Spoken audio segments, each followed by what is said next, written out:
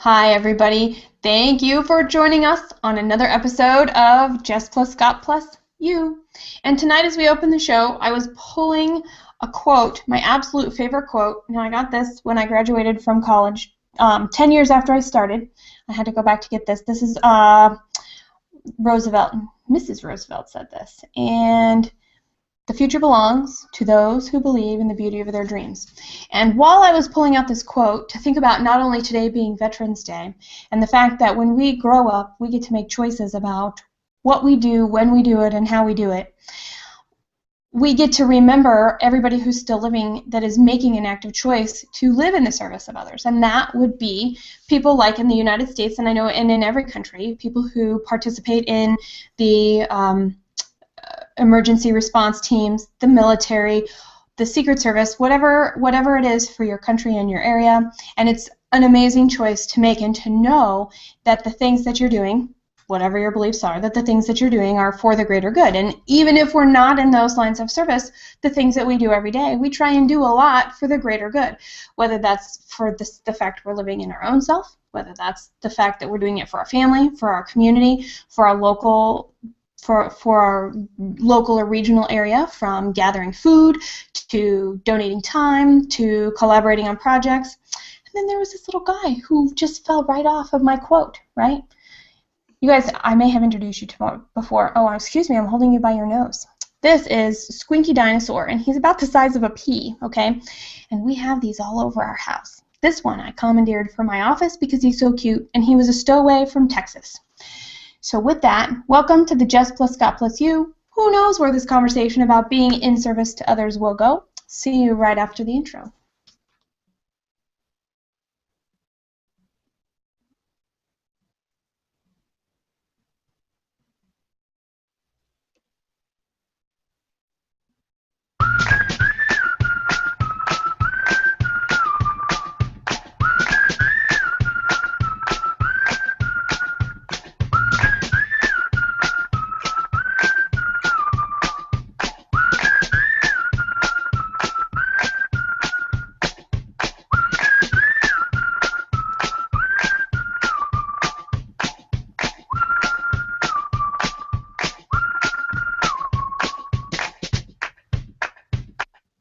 Okay, Jess, take it away. Maybe this guy can whistle like that, but this girl cannot. That was a great choice of music, Scott. How are you doing today? Oh, I'm doing just fine. It's been a crazy, crazy kind of week. Just major changes in life. But at the end of the day, as you're fond of saying, it's all good. It's all good. I'm telling you, we had an arborist come in to our house today, so it's very interesting to realize how connected we all are, because Carter, in his infinite wisdom, was worried about the trees that were being taken down today, because we did have a whole bunch of trees on our 5 acres that came down today. I say a whole bunch, maybe 10. And and he was really worried. He's like, well, all the other trees, they're going to be like, those trees are just not there anymore. And so we talked about heart today, and the fact that even though the trees weren't there, they were in our hearts, even though we were trees. And that because they were part of our forest and our community right here on our dual property, that they were in the hearts of all the other trees too. And so in their memory, they went back to Stardust, and they get to become something new and different and serve the world in a different way. Now, how cool is that for a way to have a message of the day? That's way cool, way cool. You know, so much of it is how one chooses to frame things, and I think that was putting the sparkle into the day. Jess, good job. It was. Thank you. And to bring the sparkle into the evening, we have Marisa Goudy and Lisa Engles with us tonight, and boy, oh boy, are we two lucky people. So thank you, ladies, for joining us. Thanks so much for having us. Yeah, it's great to be here.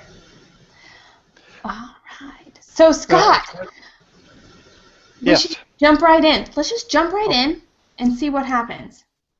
Well, first of all, I want to say that I am super excited by tonight's program. It's something that I've been literally waiting for and looking forward to since this last summer when we started thinking deeply about the programs that we were going to be having this season.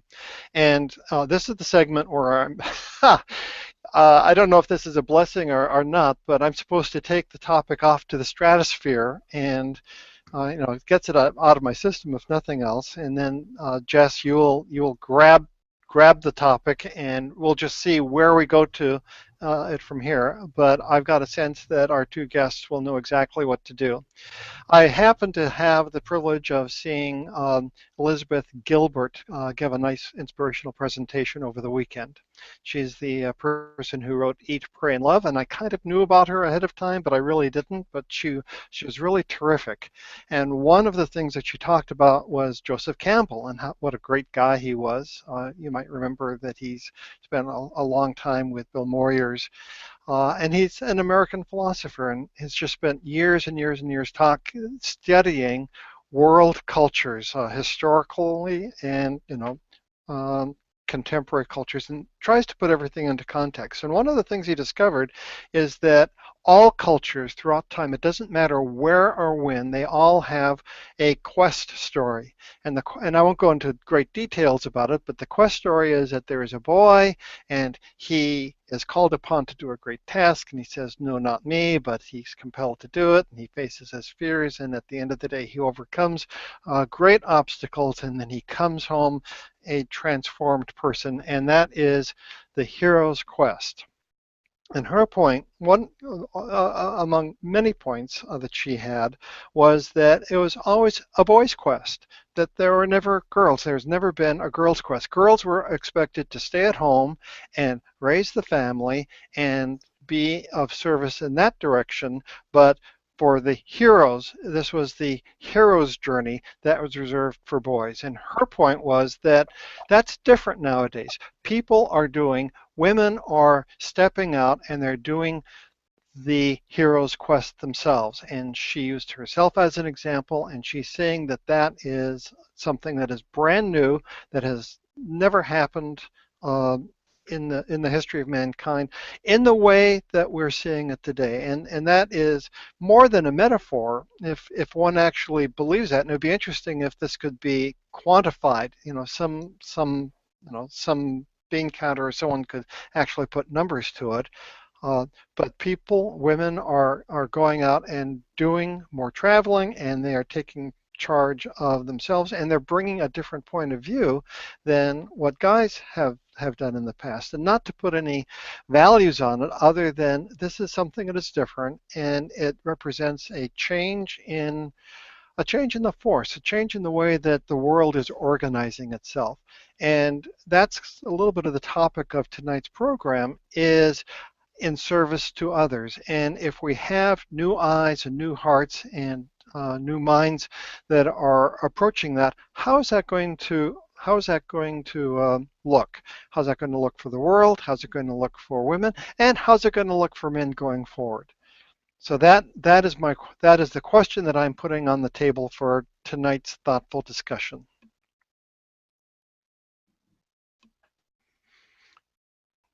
Jess? Lisa? Marisa? I'm here. Oh, we lost Jess. Okay. So I'm going to call upon you then, Marisa, and Okay. love to have your response first, and then Lisa, I'd love to have your response. That was so funny. The fact that synchronicity is another term that I forget whether it was Joseph Campbell or Jung that gave that to us, and I am living one of those extended moments of it with the whole concept of the hero's quest and the hero's journey. From the fact that right now I'm working on my own novel that has a heroine who's going to be going on a quest. I went to a writing retreat that was very much taught us the story architecture of how that quest works and how to apply it. And it's just, I was at Jonathan Field's interview yesterday. It's all coming up right now, and I think it's really bubbling up to show us that whole concept of we're the heroes of our own lives. And I'm certainly feeling that myself, that's what I'm being called to do, even though, when I was on, Jeffrey Davis was the one who led the authors retreat, and he gave us the story of the Wizard of Oz as the kind of the ultimate reflection of that hero's journey, and ironically it does have a heroine in it, and is actually probably one of those few and perfect examples that gives you a young woman who does this. But, for me, I'm in Kansas. Well, I'm actually in New York, but at the same time, I'm not going to be leaving the farm. I've got 2 small children at home. My quest is going to be very much internal in terms of my own mind, my own spiritual practice. It's going to be what I'm writing. It's going to be, hopefully giving my girls similar moments to what Jess was giving Carter in terms of describing the process with the trees. And so I think, as you're talking about how there's a change in the Force, which I hope that you said that on purpose, because of course we know that Star Wars is the ultimate expressions of the hero's journey. So I got really excited when you said the Force. But, that there's a shift in that we're no longer necessarily going out onto the road and climbing up a mountain in any physical sense. It is much more metaphorical, and it's in our daily lives. And I think that's what is going to open it up to not just being, young man with a rucksack taking off. It's instead going to be people at any point in their lives, in any situation, can really do it within the context of their own lives, as long as they're willing to make some really big mental, spiritual shifts.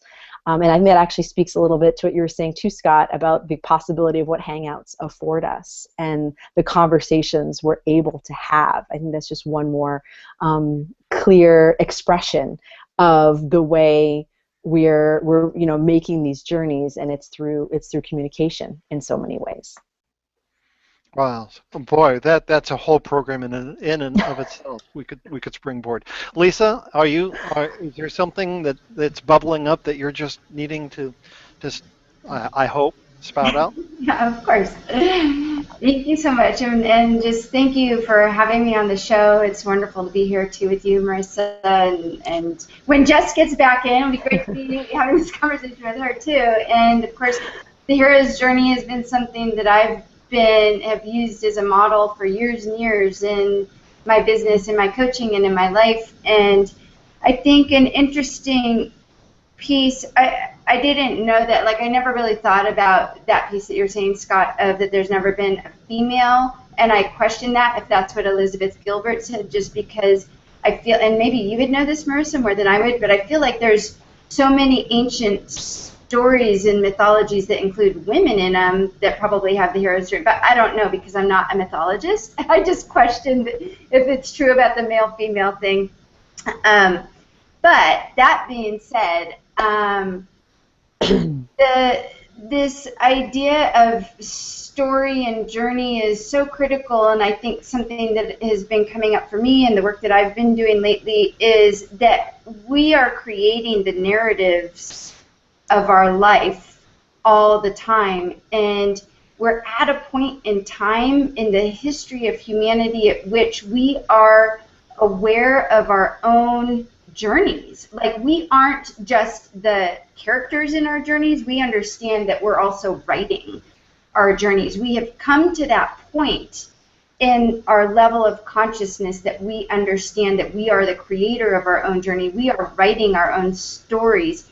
And I think that we've also come to this point, which maybe we may or may not be aware of, but that is absolutely there's 2 narratives that we can ultimately be playing out in our lives. One is more, and without separating them as good or bad, or one is better than the other, there's this one narrative that might be more steeped in an ego or an egoic type of journey, which is from all spiritual teachings and enlightenment teachings would say that's what causes pain and suffering, right? And then there's this other narrative that we can choose to be a part of, which is our unique self narrative. And it's one that the philosophers like Ken Wilber and Mark Goffney talk about, this integral type of understanding that the unique self shows up in a way that is goes through the same journey, perhaps, as the ego self, but experiences it much differently. Experiences, as we go into this discussion of being in service, that being in service is part of our unique self-expression. We can't help it. That's just who we are in this world. It's almost not even a choice. It's just like that's how we show up, because that's what we're meant to be in this bigger picture of the hero's journey. So that's just a little, a couple of thoughts without talking too much. No, not at all. As a matter of fact, you were just perfect in your talking, Lisa. So I've written this down, and I'm going to ask the both of you to reflect on it and give the comments. One is the underlying nature of people. Is it fundamentally good, or is it fundamentally bad? I mean, or you know, or is it a mix between the two? And presumably, someone who's, you know, if people are fundamentally good, then they want to be in service to others, and if they're fundamentally bad, then they want to be in service to themselves and manipulative of others, that sort of thing. And then within the context of self-actualization, what's the role between self-actualization and even the ability to be in service to others? Either one of you want to tackle that? Those? You know, I think whether it's just that I have to believe that we're fundamentally good. I mean, I don't know why else we get up in the morning or have children if there's a chance that, like, well, you're actually a bad seed, but I'll hope that I can water you enough that you'll turn out all right. You know, for me, whether it's a Pollyanna-ish outlook or I don't think it is. I think it's fundamentally, you know, we are a mix. We are shadow. We are light. But I think we come through the act of creation itself has to have something beautiful to it. I don't think that that's coming out of some, I don't think it can come from any sense of pure darkness. I think we have shadow that we have to recognize, and that there is some seriously dark, evil shit in this world that we have to recognize, because otherwise, you know, I'll just think this away and create a new reality isn't going to really get us very far. It's just going to have a bunch of deeply privileged people assuming that it's always going to stay that way. And I'm not quite sure I can totally speak to the second part of your question, Scott. I don't know that I quite understood what you were getting at with that, but just what my first thought on it is that, you know, this self-actualization journey to understand who you really are and understand the play of the shadow and the light within yourself has to be looked at as being either inherently or at least potentially unselfish. Because if it's always going to be thought, you know, going within, figuring out who I am, meditating, going to yoga, whatever it is that feeds your soul is a selfish act, then it's always going to be criminalized, especially when one lives in families and communities when you're the center and people really need you. And I think we know more than that. We know that in order for us to show up to the people around us, to people in whether it's in business, in family, in friendships, we have to have a strong center. We have to know ourselves. And we have to be able to create for ourselves a world in which that isn't considered something that's horribly selfish. And what about values then? I think that there's a big piece of values in what I've heard both of you guys talk about recently in the last few minutes, and that if we know what our values are, we can try to live to them, and we learn a lot about ourselves. And to me, being solid in self or knowledgeable of myself makes me understand that tomorrow I could be a completely different person than I was today. And for the last 5 years, I could just wake up and something could have been different, and I make a choice. I make a choice to be different, and then that shakedown happens, and it can happen instantaneously or over days or over months. And I realize I'm not who I was, but I'm a product of who I was. And I think we also get labeled with a little bit of, well, here's where we came from, and so this is what people know us as, and we kind of have to get rid of our outer skin like a snake or bugs in some sense to be able to break through and grow. It's kind of a weird thing, but it's true. It probably feels like that too.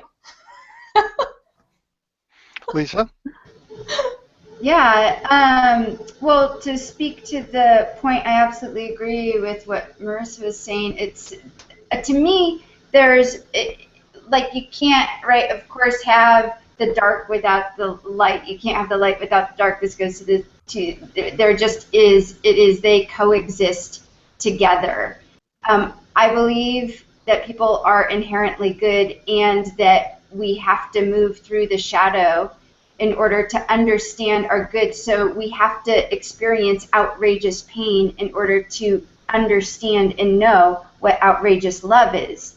And that's the paradox that we live in, is that light and shadow. They exist together, and to go to those extremes of the two sides helps you to understand. But to answer that first question, Scott, I believe that we're inherently good, that we are created from a divine source of pure love, and so that's just who we are. But this human experience, because of this human experience, part of our hero's journey is the dark. It's inevitable when we understand that the mythology of the hero's journey, it helps us to disidentify so much with the ego self and, oh, this is all about me and my struggles and blah, blah, blah. And when we understand this beautiful mythology that Joseph Campbell has so beautifully laid out, that was actually written and has been laid out thousands of years ago through all the cultures and tribes across the planet, we can understand that, oh, okay, we're going through this collectively. Like, everybody experiences those things. Everybody. So I'm sort of going off on a tangent there, but No, that's just it's fine. And for people who I would like an explanation of how is it that the hero story can arise in different cultures, in different times, in different eras, and it's presumably so similar in every culture, and yet they've not had an opportunity to connect with each other in ways that we understand connections. I think that that's a really great question. I don't know that I'm the one to answer that, but I think that that's been probably, Joseph Campbell might cover it. I have two of his books right here. I could go and look over. Well, actually, that was a question more to present awe, maybe a sense of awe and wonderment than anything else. There's some questions we just can't easily answer. Yeah. So. I'm not sure. I think we might have lost Jess again, and I know that she's busy trying to reestablish a connection, but I will take advantage of this opportunity to keep on tapping your minds and your insights, if that's okay, because I'm wondering, all of this highfalutin talk that we're talking about is just fine, but where does the rubber meet the road? How does service to others, while still honoring yourself, how does that really manifest itself in everyday life? And then how does that? Well, I won't make it a compound question. I'll just ask that. How does it really manifest itself in real life? I think we all look through our own lens of what our existence is, and I have that hybrid identity of I'm the mom, I'm the business owner, I'm a writer, and for me it's really before Lisa mentioned the whole concept of the paradox of service versus servitude, of self-care versus selfishness, and I think after a while though, I just set it up right there by saying versus. That as if we're constantly pitted in some sort of battle against ourselves, as if it's one or the other, as if, it says that, why do we attach self-care to the concept of selfishness, opposed to just saying, no, I'm doing this because if Mama doesn't do yoga right now, I can't pick you up. And I'll end up on Vicodin like I did with your sister, because I got to tell you that Vicodin and breastfeeding is a very difficult combination. I've done it. It's very hard. And So, there's the rubber meets the road in many ways, is just that concept of like practicing self-care in order to continue your daily activities. And in that same sense, I know we were discussing before the show started that the whole idea of, especially when you're, mothering young children or parenting, fathers, I think, I certainly can say my husband's in this too, is you're living so much in service to a little person who can do nothing. It starts to feel like servitude, because is that the definition of servanthood, is you take care of all of somebody else's needs. And in that same case, when you start looking at these things as being pitted against one another, that's where the problems start, because I think that's where the conflict arrives. And potentially for me, that's where there's a level of stress, frustration, and even, I'm not finding the word because it is 11 o'clock at night for me almost, but I'll leave it at that. Okay. Lisa, did you have... Go ahead, Lisa. Oh, I think it looked like Jessica was going to hop in and say something. Were you going to say something, Jessica? I'm sorry, Jess. It's all good. Go for it, Lisa. Yeah, sure. So, Scott, you're asking, it was, if I'm correct, you're asking, so you said, how does being in service manifest itself? How does the rubber hit the road when we talk about all of this stuff that we're talking about? And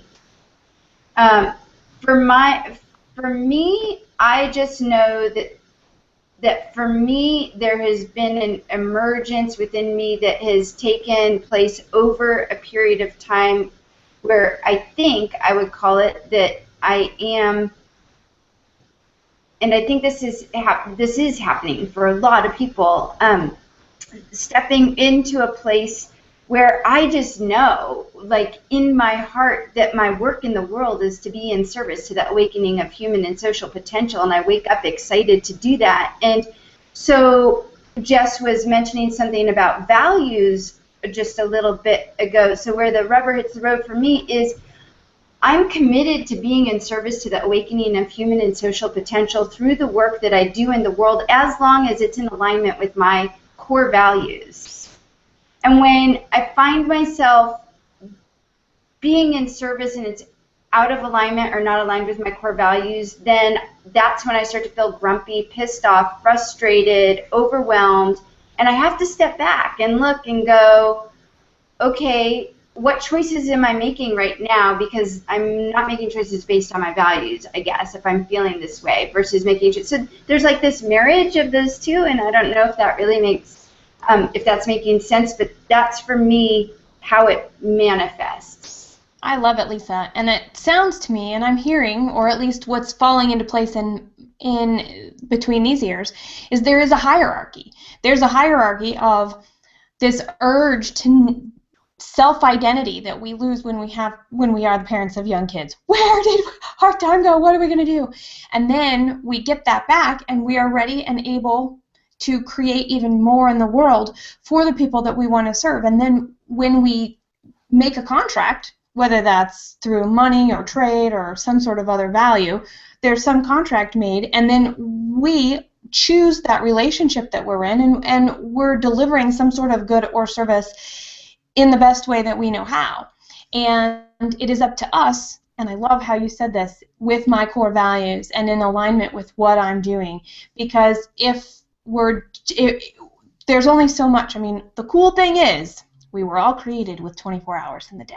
And the cool thing is we all have our own unique set of values. And even cooler is how we have the answer to somebody's need.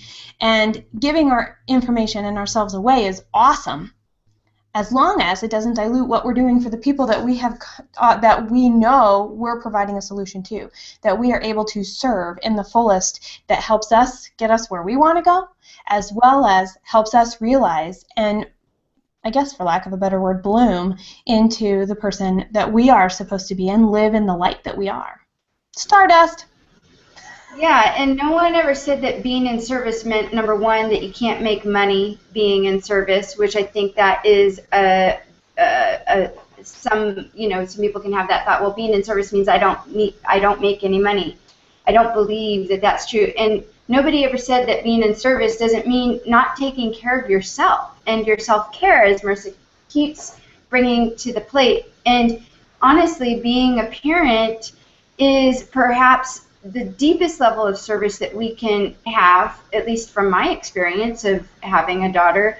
And it has taught me how to be with my clients and how to be in business, how to have how to handle the frustrations, how to handle being patient, like being more patient. And it has cultivated within me pieces that have allowed me to be in even greater service in the work that I'm doing in the world.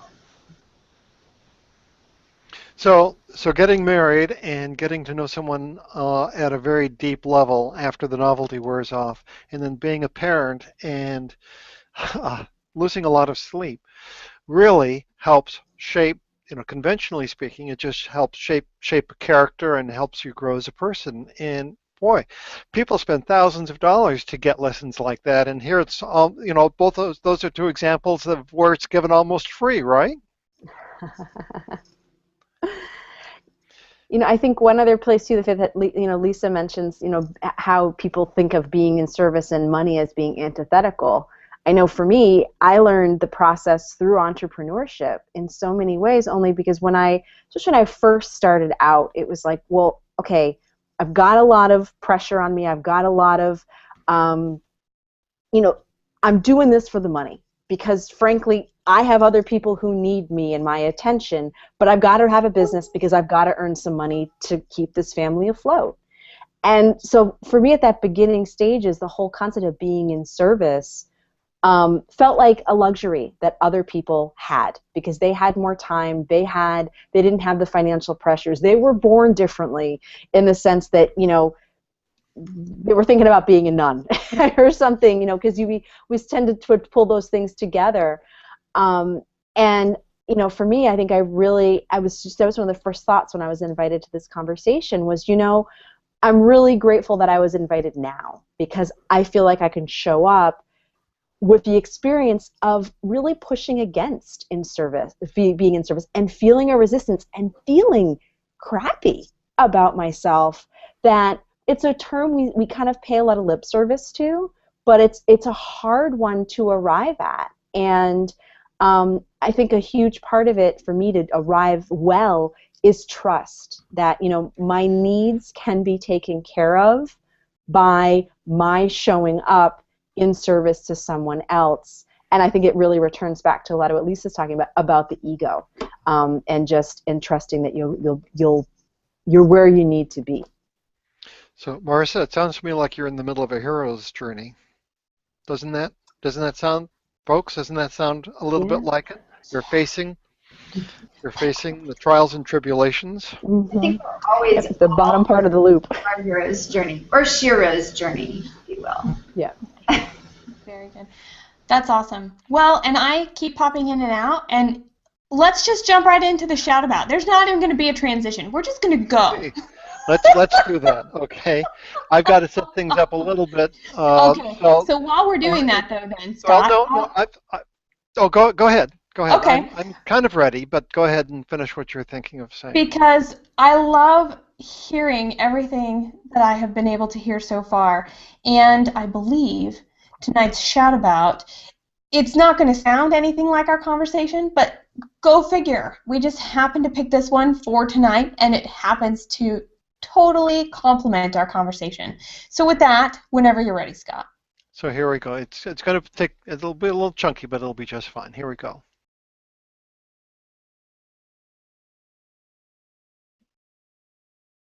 One, two, three, four, get my shoes and out the door. 5, I'm alive. 6, 7, 8, feeling great. 9, gonna shine, life is good. I'm doing fine, 10, gonna do it right and do it again, yeah. I look into the sky with all the beautiful color, but there's nothing just for me. Do you remember when we were probably in the 1st or 2nd grade, if you can remember that far back, and we were given a shape, and we were told to keep all of our movements of coloring inside that shape? Those lines really mattered a lot to the teachers that were teaching us what it meant to color inside the lines, what it meant to have a skill of being able to control the movements that we have. I'm sure we could go into a philosophical discussion and have a great time discussing what else that did to us. Yet tonight, we're just talking about how can we get our creative juices flowing. And I'm talking about coloring inside the lines or outside the lines, because I recently read Phil Boyer's book titled Coloring Outside the Lines, and in that, I was asked to be courageous. And so I'm asking you to be courageous. One of the exercises that he suggests is to get people that you know and trust and ask them what your strengths and weaknesses are so you can see an outside perspective of how the world looks at you. Okay. I was scared out of my mind doing this exercise. I really was. And I didn't know if I could do it.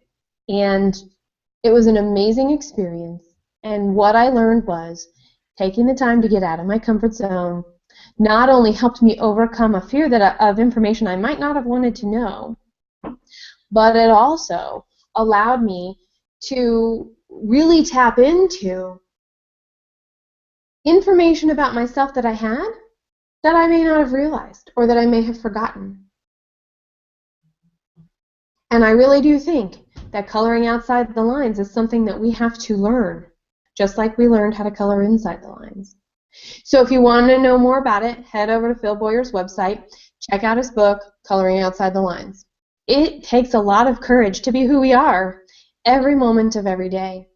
And when we're having conversations and we're working on the art of conversation and we're really thinking about how we want to engage with people, maybe, just maybe, getting outside of our comfort zone is something that will help us there too. So I would ask you to think about, are you ready to be challenged and do something new and different that will allow you to be courageous?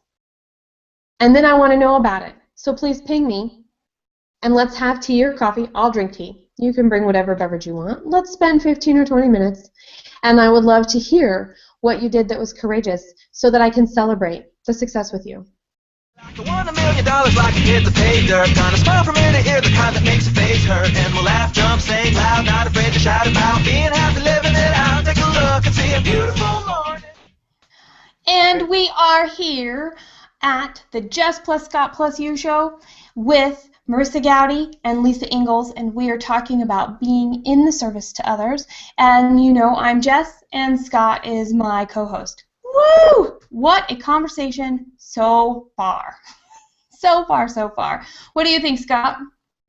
Has not disappointed in the least. I am just so excited, and there are some words that I've written down, trust and parity and alignment, and not parity, a paradox, and other sorts of things. And I always get to this point in the show where I know I need to go back and watch it with new eyes, because when you're in the film strip, it's a little different than when you can sit back.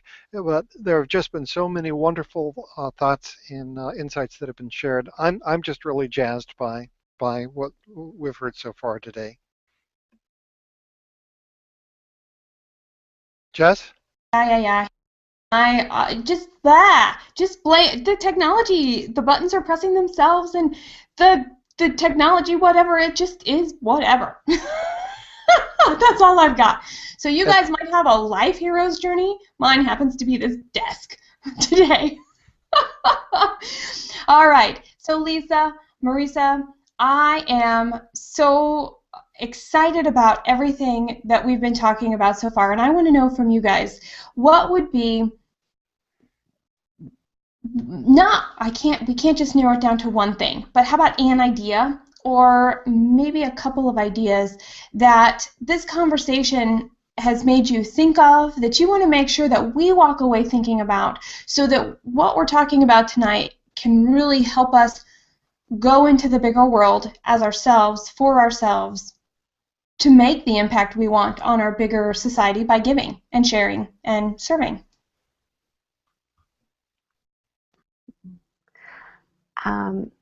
I was, you said that your shout about may be related, and I think it was really beautifully related in so many ways.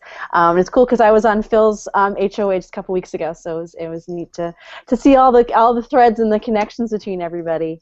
But you said something about tapping into information about yourself, and I think ultimately that's really where being in service begins for me, is understanding, and this ties into a lot of what Lisa was talking about being aligned with your own values, having that own sense of who you are, where you are along the journey so far. Are you just walking out the gate? Are you just realizing that you're not in Kansas anymore?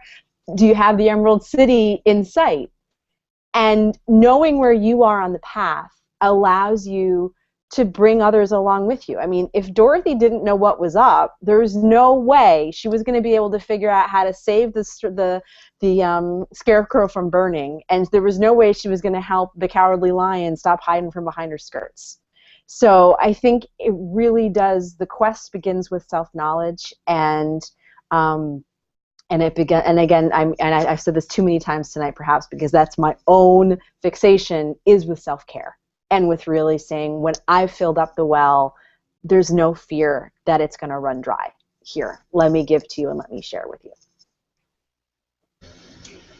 Brilliant.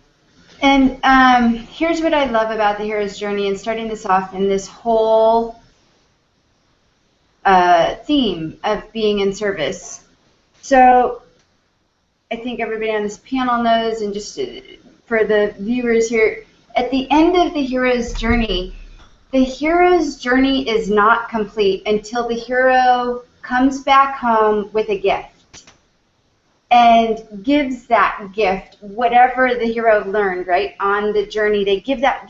That is the hero's journey, is to be in service. It's to give back the gift that you've discovered along your way. So I guess the takeaway for me would be, we're all always, our hero's journey is a lifelong journey that has chapters in it. We're never not on the hero's journey. And whatever chapter we're in, there's those phases that it's about, there are times at which it is time to return back with the gift, and there are other times that it's just time to deal with the fucking struggles. Sorry, the F word there. But it is just how it is. I just love that we are using the hero's journey as part of this, because when you understand that mythology and you can then place yourself where you're at in the hero's journey, oh, that's where I'm at, and that's okay. Embrace it.